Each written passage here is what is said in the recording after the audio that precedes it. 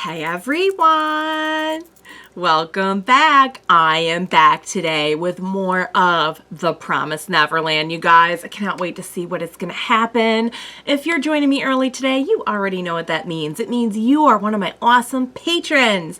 Thank you so much, and as always, I'm sending up those big old hugs right through that screen. And if not, still thank you for joining me today. I'm glad you're here. I do hope you'll consider supporting me that way. The link to my Patreon is going to be in the description down below. So, boy, they know how to do a good cliffhanger on this show. I will tell you guys right now because, leaving us on the fact that Norman not only knows Mujika, but has referred to her as the evil-blooded girl. And one thing that, I noticed later on, I think somebody mentioned it, and I noticed in editing, I'm not sure which happened first, but, yeah, he mentioned she's still alive. Meaning, at some point, he thought she was dead. And it kind of sounded like maybe he was the one who tried to kill her? Perhaps? We really didn't get any details other than that the evil-blooded girl is still alive.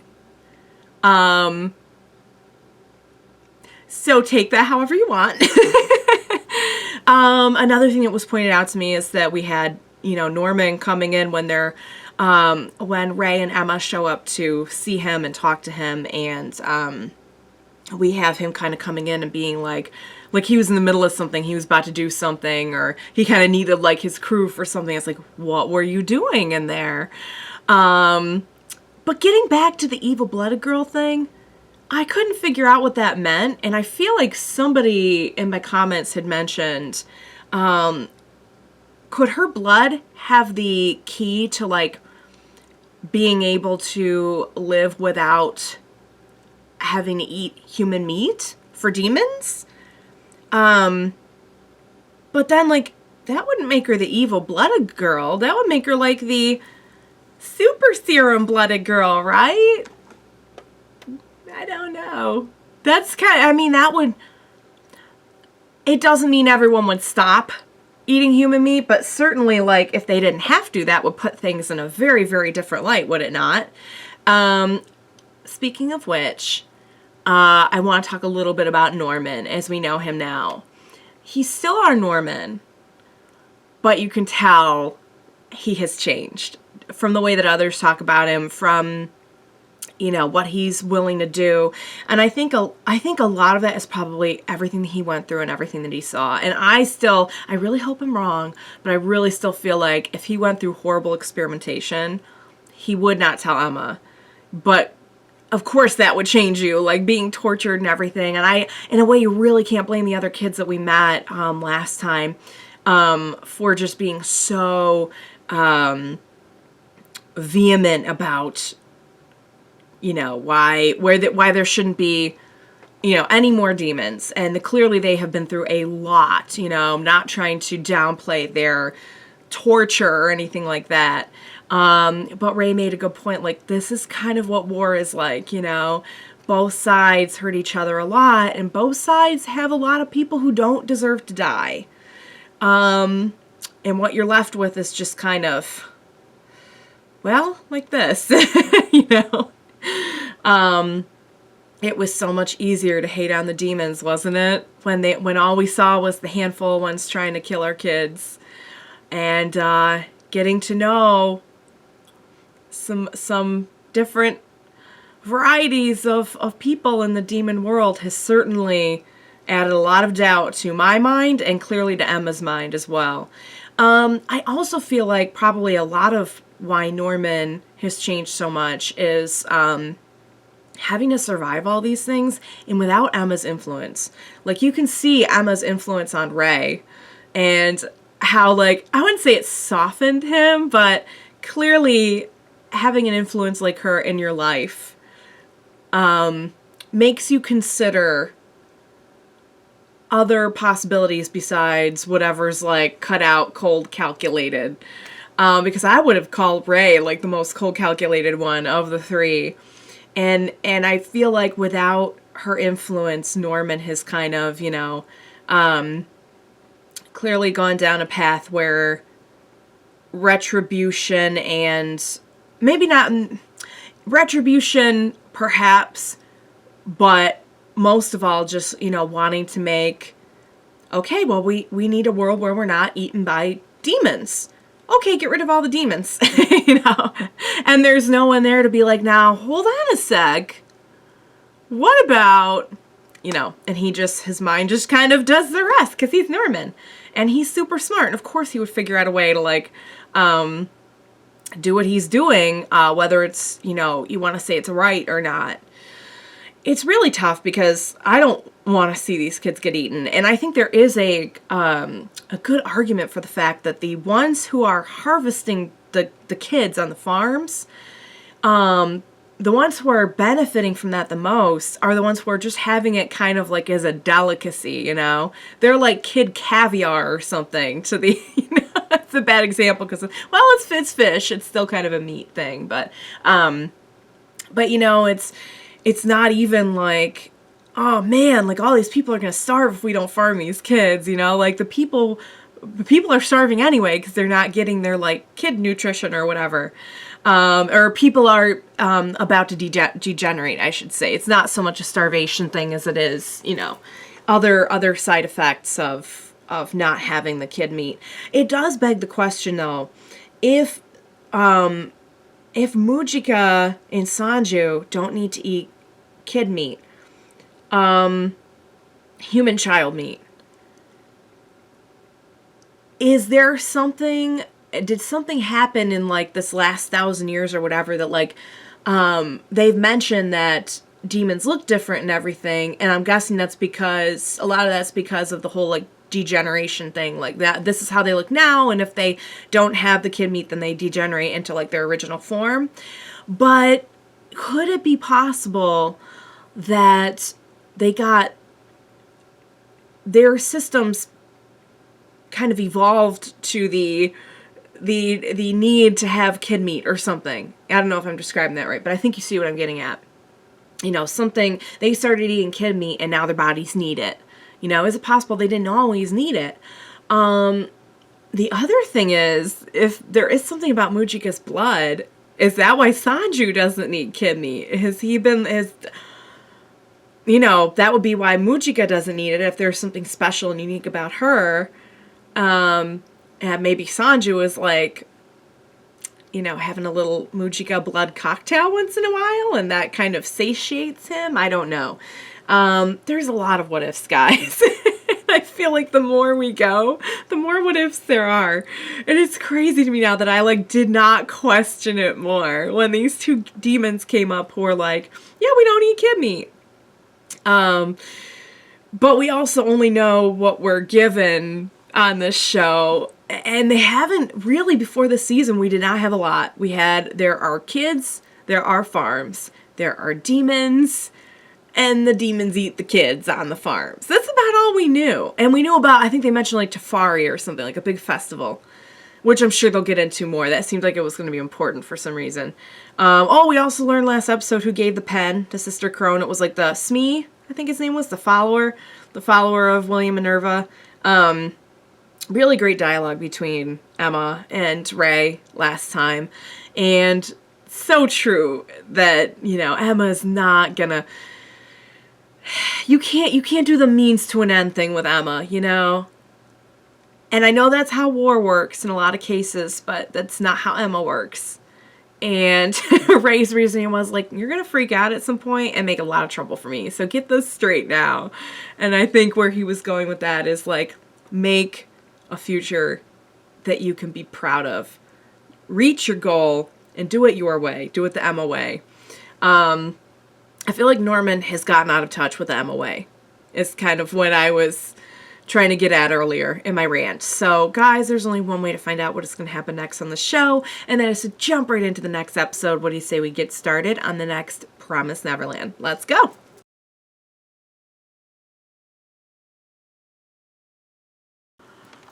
All right, you guys, let's talk. I'm like shocked at Norman for lying to Emma, but on the other hand, when you look at it, that you could kind of look at it that he's like tricking her in order to save her or protect her or something, because he doesn't see that this is all going to work out her way. So they mentioned they didn't have long. There's something going on with the kids. Like, the experiments did something, and I feel like they don't have long left. And Norman is also... So what did I say? I said that they did something to Norman. I said it, you guys. I hate it when I'm right. So does that mean Norman doesn't have long either? I'm assuming, like, they don't have long left to live, but it might not even be that. Are they going to, like, transform in some way? Or so, I mean, I'm guessing it's like they're going to die. But I don't know. Maybe there's, like, different ways of looking at that, too. You guys will have to let me know what your opinions are. I do feel like Norman has always kind of tried to take all the burden on himself. And we even saw Ray trying to, at one point, like, take everything on himself when he was going to set himself on fire and everything. And then, you know, Norman really always has been trying to stay a step ahead to protect them. But they're just really not gonna see eye to eye on this. And he really is planning on killing Sanju and Mujika and going through with the plan. So now we know a little bit about the origin of Mujika, at least. I don't know what's going on with Sanju, but maybe was Sanju just one of the people who managed to escape with her? I don't know. But yeah, when you could technically corner the market on such an essential, then that would make you very dangerous to people in power. So that makes a lot of sense. But technically speaking, I don't know why exactly she has the ability that she has, but technically speaking, they would never, as long as her blood could be distributed, they would never have to eat humans again. And Norman has a fair point saying that, like, that doesn't mean, you know, like, if all of a sudden they could make it so that humans didn't have to eat meat anymore to get, well, I mean, humans don't have to eat meat to get protein. There's other ways to get protein, but, you know, it doesn't, I know some people can get, like, health problems because of that and everything. But say they, like, came out with a wonder drug to, like, here's all your protein, you never have to eat meat again in any way, you won't get sick from it, you won't be deficient in anything. You really think, like, you know, burger places and you really think, like, all that's gonna shut down and that people are just gonna be like, I'm never gonna have barbecue ever again, never gonna have tasty burger or bacon or anything like that. Like, I don't think so.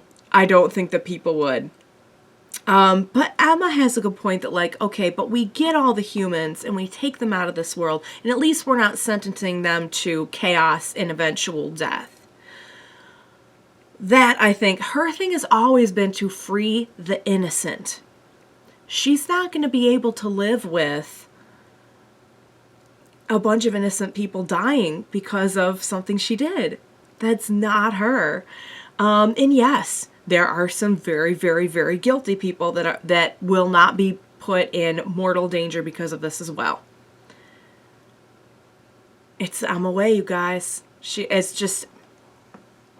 not going to be able to. But here's the thing: is any of this going to go as planned? If Norman's plans, if Norman really has sufficiently tricked them, which it seems like he has. So I like that they showed us that scene over again. Because I always said, I'm like, he looked at the truck or car and then they, like, turned him and put him somewhere else. So they feel that their escape was not really successful since they couldn't get Norman out. Is kind of what I took that as. I feel awful for Norman, though, because clearly he's not well.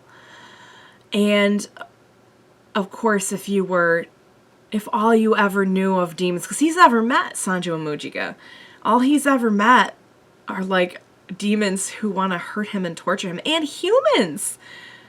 I'm guessing there were humans who were probably involved in those experiments as well. He just doesn't trust anyone anymore, and you can't blame him. You can't blame the other kids. And this is why war, fear, hatred, prejudice, everything just keeps going and going and going and going and going. this is like one of many shows I'm watching that's like getting this message across. And it's always like kind of a different packaging. Like this is a very unique packaging. But it weighs pretty heavy on my mind, I'm not gonna lie. That art imitates life, you know. That being said, I really want to go vegan. Because I feel like, and they don't even like highlight it in a super obvious way, but just because of the story they've set up, am I the only one that every time they're talking about eating another creature, I'm like, I just like, it just kind of bothers me a little bit that like, oh, but but you're eating birds and you're, Emma's got a good point. They eat stuff to live too. They eat stuff to live too. And I said it last time, I'm like, what if all the like chicken McNuggets came after me? I wouldn't like that. Sorry, that was silly. That was silly. But you know what I mean though? That's hard, guys. That's a really hard one. I'm just like, I'm very upset, yet intrigued and invested in this whole thing about Norman. Because he has changed, but in a way he hasn't. He's definitely been through more and become, I think, much more jaded on the way that the world works, understandably. But at the end of the day, he was always trying to do stuff to sacrifice himself so that they could have a better life and everything. And he, I think, now is willing to lie to them and trick them in order to do what he thinks is right, to save them. So, all right, guys, we'll see what happens. Again, it's weird to say I enjoyed the episode, you know? It's just weird to use the term enjoy, you know? But I got a lot out of that episode, and I cannot wait to see what's going to happen next. And I hope you enjoyed watching it along with me. So as always, you guys, thank you so much for joining me today. I can't wait to hear everything that you're thinking and feeling about this episode and this series. Please be sure to join me next time. Please. And we will watch it, get through it, all of the above, together. Bye for now, guys.